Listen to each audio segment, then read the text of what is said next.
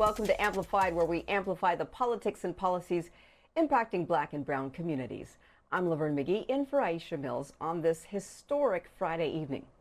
2 years ago, then presidential candidate Joe Biden pledged to nominate the first Black woman to the Supreme Court. Well, today, history was made with his announcement of Ketanji Brown Jackson to replace Justice Stephen Breyer. Here's a little of what he said. Understands the broader impact of her decisions. Whether it's cases addressing the rights of workers or government service, she cares about making sure that our democracy works for the American people. She listens. She looks people in the eye, lawyers, defendants, victims, and families. And she strives to ensure that everyone understands why she made a decision, what the law is, and what it means to them.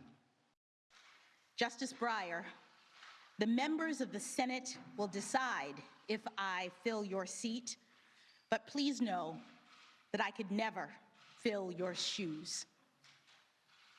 To my dear family, those who are here with me now and those who are watching from home, I am forever indebted to you for your love and support.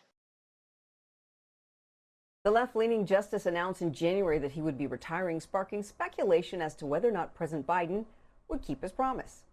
After vetting 12 high-achieving Black women for the spot on the highest court, President Biden formally announced his pick this afternoon.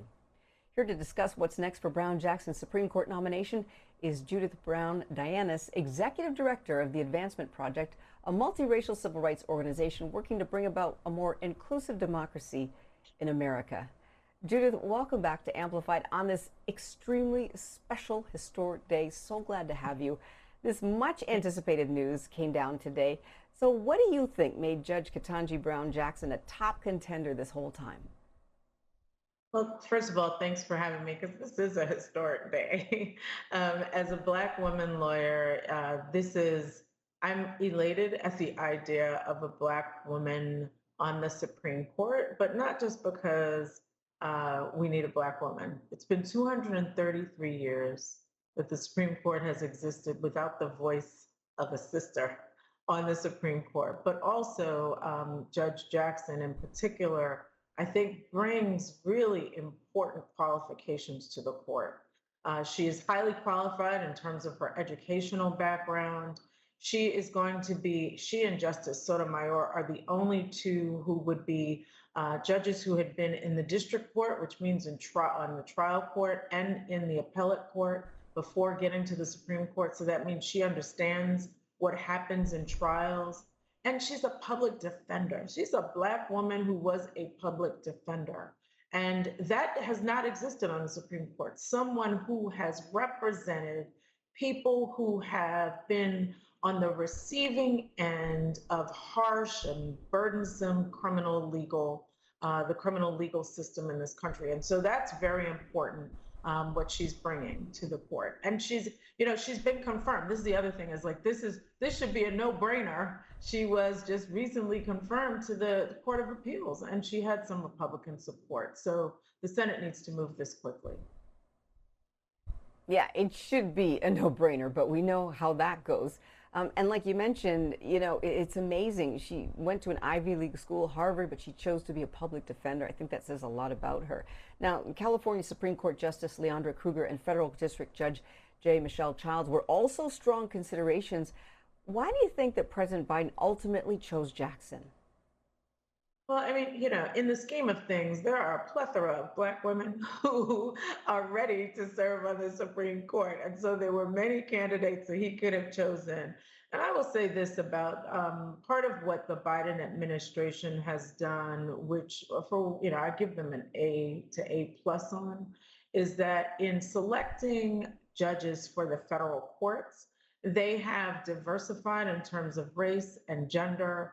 But they also have looked to diversify the career paths of people who are on the Supreme Court. So it was important to the president that she had been a public defender. And so I think the other thing is that we know that we are in times where our Senate is divided and divided in ways that are just nefarious. And, there's just so much going on there that for the president, this particular nomination, again, is someone who has been through the process. And so hoping, I think, that we won't see the kind of opposition that we have seen in the past for other justices who were nominated. So we will see. I think to your point, Laverne, it's not going to be just easy, a slam dunk. But because she has been through the process, she understands the process. We know that the senators have seen her before. We know what her record is. And so it should be an easier walk for them. Yeah, very transparent. Outgoing Justice Stephen Breyer actually praised President Obama's decision to appoint Jackson to the D.C. District Court in 2013. He was the one who swore her in. She worked under him. Do you think he had any sway in President Biden's choice to nominate Judge Brown to the Supreme Court? I don't know. We all like have, I have a movie in my head about the relationship between the Supreme Court and the White House, right? But we really don't know what those conversations were. But he clearly supported her. She worked for him. She clerked for him. So he knows her. He knows he helped develop her, but he also knows her character, knows her acumen, knows her fairness. And so Justice Breyer's comments are important, but I don't know whether or not they had any sway. I don't know. I mean, he knows her and they feel comfortable together. So to me, that seems like, a natural fit there. But again, who knows? Yeah. So Justice Breyer said in the past that Jackson, quote, sees things from a different point of view. What do you think he was alluding to? And how did this point of view inform her approach to being a jurist?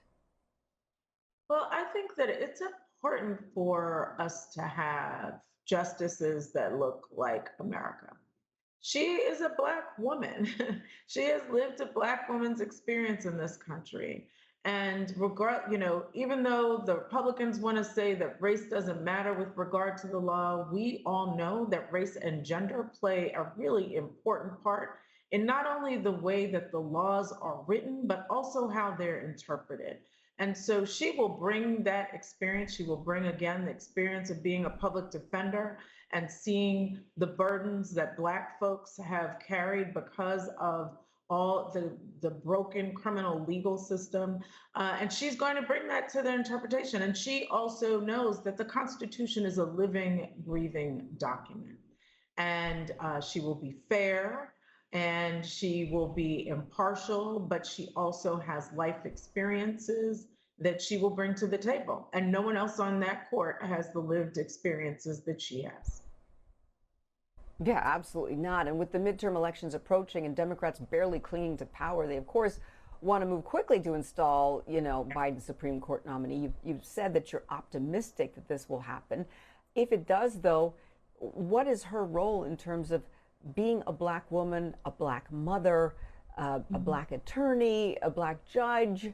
How does all of this, bring her to the point where she can make decisions that are going to affect so many people's lives? Well, Laverne, there are so many issues that are in front of the Supreme Court now and have been in the past and will be in the future that impact Black folks. And that also not only impact us, but that we have lived through. For example, the Voting Rights Act, right? It's the Supreme Court that took a dagger to the heart of the Voting Rights Act in the Shelby County case. The Supreme Court will be looking at affirmative action again. The Supreme Court, of course, will be making a decision about abortion. The Supreme Court looks at issues around criminal justice matters all of the time, including search and seizure, including whether or not police will be held accountable under qualified immunity. And so all of these issues that are important to our lives, but also in ways that the law has been written in and been unfair to Black folks. She will be a part of that decision. And I think it is important to definitely point out that we still have a Supreme Court that will have a 6-3 majority, and the 6 are the right. They are the right wing, right? And that she will become part of a majority. But I want to point out that 2 things. Number one is it's important to hear a good dissent from the Supreme Court, because usually Justice Sotomayor is someone who always writes a really good opinion about where the law should be. And she has become the conscience of the court. And so she will join that, right? And be with Justice Sotomayor, I expect, on many cases. The other thing is that the court won't always be stuck in that 6-3 direction, and that we will flip the court eventually so that we will eventually see equal justice in that court.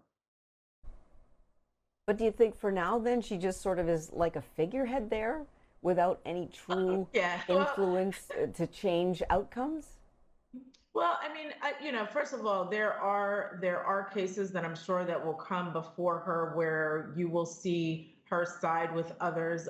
We have seen actually some of the Republican nominees actually side with the Democratic nominees in cases that we didn't expect for procedural reasons, et cetera. But then also, again, I think when we see a justice write a dissent where they don't agree with the majority, it is important for Americans to hear the other side of it. It is important for Americans to hear that the Constitution should work for everyone. And like Justice Marshall was the conscience also of the Supreme Court. And that is an important role. And those opinions matter to those of us who are civil rights lawyers out here looking for how do we chart the path and look at those decisions that are the dissents to make the new law to move us forward. And so I'm looking forward to reading that dissent. And I'm also looking forward to seeing her in a black robe sitting up high on that court, because that also does matter. Yeah, I think we're all looking forward to that. And again, as you said, it is likely that she will get confirmed. It should not be. It's a no-brainer, as you said. So let's keep our fingers crossed here. It's an exciting day, historic day. Judith, thanks for being with us on this historic day, sharing your thoughts. Judith Browne Dianis, President and Executive Director of the Advancement Project. Thank you for being on Amplify.